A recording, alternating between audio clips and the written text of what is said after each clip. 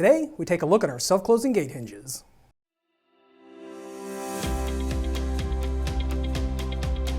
Hey everyone, Jason from Iron Fence Shop. Today I wanted to do an overview on the functionality of our Safetech Self-Closing gate hinges. If we use my little prop here, you can see where this type of hinge is going to get its name.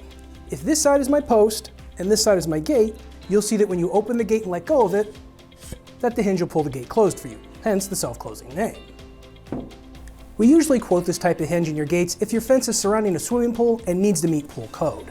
However, if you have little kids that may leave gates open or dogs that like to bolt through openings when you come in or out, they can be helpful in those situations too. If you don't have a pool but want this type of hinge on your gate, let us know when you contact us. There are two sizes of Safetech self-closing hinges that we carry. The smaller 90 series, which is rated up to a 99-pound gate swing, and the larger 135 series that can handle up to a 187-pound gate swing. The size we quote you will be based on the weight and size of the gate you're using. The exterior of the hinge is made up of a fiber-reinforced polymer with UV fade inhibitors. The internals of the hinge are made of metal. Now let's take a closer look at what comes with each hinge set. Each self-closing hinge set we sell will come with a pair of same-size hinges, your matching self-tapping screws, some finish caps, and an Allen key for adjusting your hinge tension. Unlike the standard J-bolt hinges we use, there isn't any adjustment on the width between your post and gate, so make sure you get that post spacing accurate. However, on the front of the hinge here, you'll see that on one side of the hinge the mounting holes are slotted or oblong, so you can loosen one side of the hinge and adjust the gate leaf up and down to line your gate up with the fence panels. If we flip the hinge over here, you can see the back legs. This is a great feature because it forces you to square the gate against both post and the gate frame. It also gives you 4 more mounting points for a more rigid connection. Self-closing hinges without these back leg pieces can easily be mounted crooked and cause the hinges to bind when opening and closing your gate. With the hinge flipped up, you can get a better look at the tension adjuster here. Having that tension adjustment is key on a good self-closing gate hinge. That way you can set the speed your gate pulls shut, and it allows them to work with both lighter aluminum gates and heavier iron and steel gates. You'll use this Allen key provided with the hinge to adjust the tension or speed and strength of how fast the gate is pulled shut. The Allen key fits inside the adjuster here, and you can ratchet the tension up. There's also this plastic plug to protect the adjuster opening from the elements and give you a cleaner look. It's important you only turn the key in the direction the arrows on top indicate here. Turning it the other direction can damage the hinge, so only adjust in the direction the hinge arrows note here. When you adjust the hinge tension, you should feel or hear the click of it changing. Be aware you can only click the tension up 4 times. The hinges start at 0, and then 1 click is 20% more, 2 clicks is 40% more, 3 clicks is 60% more, and then the 4th click is 80% more tension. If you go past the 4 clicks, it can jam the spring and damage the hinge beyond use. So what if you forgot how many tension clicks you did or need to back the tension down? Luckily, Safetech made sure you can ratchet the tension both up and down.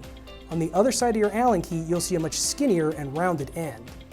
At the bottom of the tension adjuster here, there's a small hole you can insert that skinny end in. Once you have it in there, press down firmly and it'll release all the tension and set you back to 0. When it releases, you should hear a very audible click. All you need to do for the installation of these hinges is choose their placement on your pieces and then attach with the self-tapping screws. To make it easier, I do recommend using a center punch or drilling pilot holes in the pieces. That way your larger self-tapping screw has a point to bite into and isn't moving around on the piece before it starts to cut and drill in. When you orient the hinges on the gate and post, make sure you install it with the tension adjuster facing up. In terms of the height to mount the hinge on the gate and post, that'll vary based on your gate height.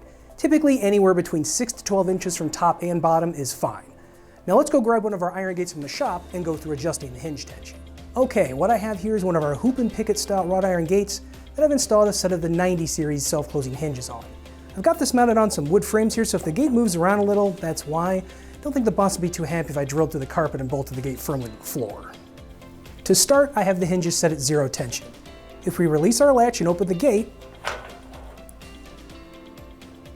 you'll see that it has little to no self-closing action. You might see it pulling a little on a lighter aluminum gate or if it's slightly angled. Now a quick tip before we adjust the hinge tension. Always press the rounded end of the Allen key down in the adjuster to make sure we're starting at 0 tension. That does require some force, so don't be shy when you push it down inside there. Again, it's key you don't go past 4 clicks. Better off safe than sorry before you begin adjusting.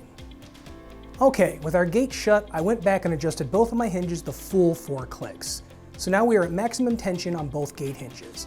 Now when I open the gate and let go, you can see that the gate pulls itself shut rather than hanging open. Now you want to try a few adjustments to find a good medium between enough tension to pull the gate shut, but not so much tension that it's slamming the gate constantly and possibly damaging or breaking your latch. When adjusting the tension, always use the rounded end of your Allen key and press down to release that tension so you don't accidentally over-tension the hinge. You'll hear that audible click when you set the tension back to 0 in each hinge. So there's a quick rundown on the self-closing gate hinges from Safetech. Be sure to check us out here at ironfenceshop.com. Want to check out the other hinges we use on the gates? Check out this other video we did going over the J-bolt gate hinges. Now if you have any other questions, you can shoot us an email at sales@ironfenceshop.com or give us a call at 800-261-2729. We look forward to hearing from you.